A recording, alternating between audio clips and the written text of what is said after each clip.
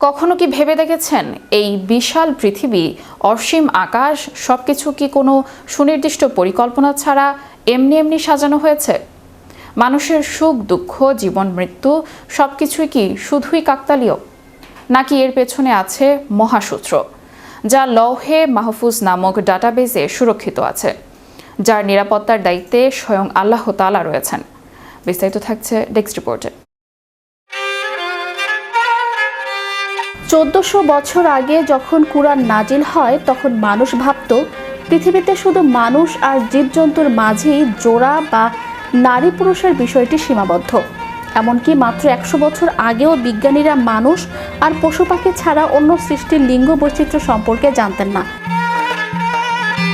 কিন্তু সবাইকে অবাক করে দিয়ে কুরআন ঘোষণা করেছে পবিত্র ও মহান সে সত্তা যিনি জোড়া সৃষ্টি করেছেন প্রত্যেকটির, যা উৎপন্ন করে জমিন তাদের নিজেদের ভেতর থেকে এবং এমন সৃষ্টি থেকেও যা তারা জানে না। আয়াতে ব্যবহৃত আজওয়াজ শব্দটি জাউজুনের বহু বচন, যার অর্থ জোড়া বা সঙ্গী। আরবিতে স্বামী স্ত্রীকে জাউজ ও জাওজা বলা হয়। এই শব্দটি দেখায় এক ধরনের জিনিসের মধ্যেই একে অপরের বিপরীত কিছু থাকতে পারে। আয়াতে জোড়ায় সৃষ্টির বিষয়টি বোঝাতে মহান আল্লাহ 3টি ক্ষেত্র তুলে ধরেছেন: মাটির উৎপন্ন উদ্ভিদ, স্বয়ং মানুষ এবং এমন কিছু যা তারা জানে না।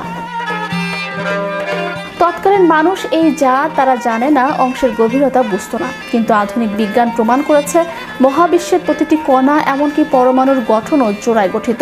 পরমাণুর ক্ষুদ্রতম কণাগুলো জোড়ায় সৃষ্টি, যেমন প্রোটনের বিপরীতে অ্যান্টিপ্রোটন, ইলেকট্রনের বিপরীতে পজিট্রন এবং নিউট্রনের বিপরীতে রয়েছে অ্যান্টি নিউট্রন।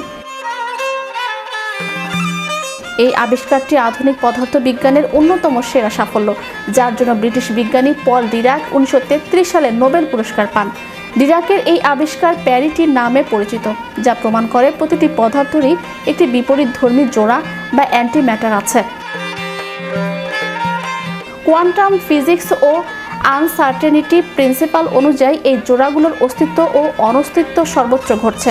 শুধু পদার্থবিজ্ঞান নয়, জীববিজ্ঞানেও ডিএনএ এর গঠন রয়েছে বেস পেয়ারিং।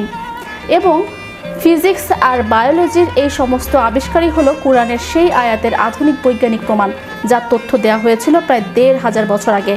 এ কারণে তুরস্কের বিখ্যাত স্কলার ওস্তাদ সাইদ নুরসি বলেছিলেন, সময় যতই বয়স্ক হবে কুরআন ততই তরুণ হয়ে উঠবে। Channel Europe news desk.